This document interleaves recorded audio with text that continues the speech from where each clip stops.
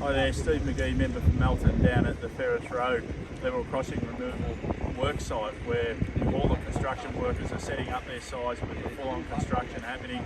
I'll be working here right through till Christmas, and then I'll have a bit of a Christmas break, which they well deserve, and then full on into it next year with the level crossing removals at Ferris Road. And as you know, it'll be a bridge over the level crossing. This is fantastic, the work that's already started.